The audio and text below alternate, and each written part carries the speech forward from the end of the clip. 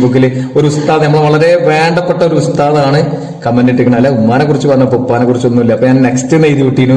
അത് മാത്രമല്ല, ഇനി ഉപ്പാനെ കുറിച്ച് പറയാലെന്ന് ചോദിക്കുമ്പോ ഉപ്പാനെ കുറിച്ച് എന്താ പറയാലത്? ഉപ്പാനെ കുറിച്ച് പറഞ്ഞ തീരുവോ?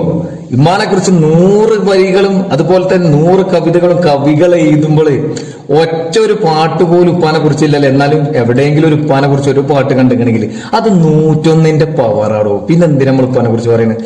കണ്ടാലേ വലിയ മിലിറ്ററി, ഇന്ത്യൻ മിലിറ്ററിന്റെ അവർക്ക് പക്ക വെള്ളം പിടിച്ചിങ്ങനെ നടക്കൂലേ. വാപ്പാരൊക്കെ എല്ലാവരും വാപ്പാരെ അവസ്ഥ തന്നെ ആയിരിക്കും.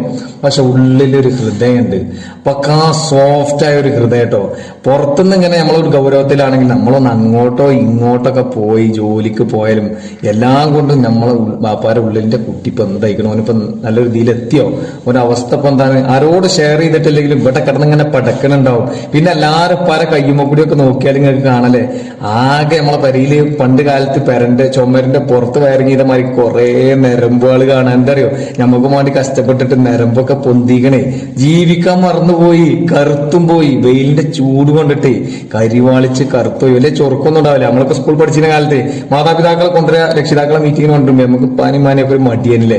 ചില ആൾക്കാരൊക്കെ ഓട്ടോറിക്ഷക്കാരെ വിളിച്ചുകൊണ്ടൊക്കെ പേരൻസ് എന്ന് പറഞ്ഞുകൊണ്ടായി ഒരുപാട് 90 കിഡ്സ് ഉണ്ട്. ഓലൊക്കെ അത് വേറെ ലെവല്.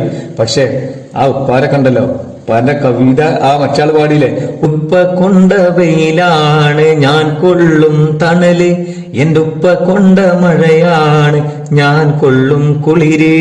ഉപ്പാര് കൊണ്ടേ, മഴ കൊണ്ട് വെയില് കൊണ്ട് എല്ലാം കൊണ്ട് വൈകുന്നേരം വരുമ്പോണ്ടല്ലോ കുഴങ്ങി ക്ഷീണിച്ച് തളർന്ന് ഒരു പായത്തലക്കൽ കജ്ജും കാലും നീട്ടണം എന്ന് കരുതിങ്ങാണ്ട് വരും അല്ലെ. ഈ പറയുന്ന ഞാനൊരു രക്ഷിതാവാണ്. ഞാനും ഒരു സമയത്ത് എനിക്ക് ജോലിക്ക് പോയിട്ട് വൈകുന്നേരം ഇങ്ങനെ വരുന്ന സമയത്ത് റബ്ബേ ഒന്ന് കജ്ജും കാലും വേഗം നീട്ടിയിട്ട് നിന്ന് കിടക്കണം, കാലൊക്കെ വേദന എടുക്കട്ടെ എന്ന് പറഞ്ഞ് വരുന്ന സമയത്ത് നമ്മളെ പെരീക്കെത്തുമ്പോ നമ്മളെ കുട്ടിയാളെ തിരുമുഖം, ആ പുഞ്ചിരിക്കണ മുഖമായിട്ട് ഞങ്ങൾ എവിടെ എത്തിയിട്ടുണ്ടാവില്ല. ചിലപ്പോ കൗലല് തുടങ്ങിയിട്ടുള്ളൂ, അല്ലെങ്കിൽ ഇരിക്കല് തുടങ്ങിയിട്ടുള്ളൂ, നടക്കല് തുടങ്ങിയിട്ടുള്ളൂ ഉണ്ടാവുക. ഈ സമയത്ത് ഐറ്റങ്ങൾ കണ്ടാല് മണിക്കൂർ കണക്കിന് പോലെ നമ്മൾ കളിച്ചും എവിടുന്നാണ് കുഴപ്പം ചെയ്യണം പോയത് നമുക്കറിയില്ല അല്ലെ. ഇപ്പൊ ഇന്ത്യ നല്ല സകലമാനപ്പാര അവസ്ഥ തന്നെയാണ്. അപ്പൊ നമ്മളെപ്പാരി അവസ്ഥ തന്നെ ആയിരിക്കും. പക്ഷെ ഓര് പുറത്ത് കാണിക്കാത്തതുകൊണ്ട് നമുക്ക് അത് കിട്ടിയില്ല, അത് കിട്ടിയില്ല.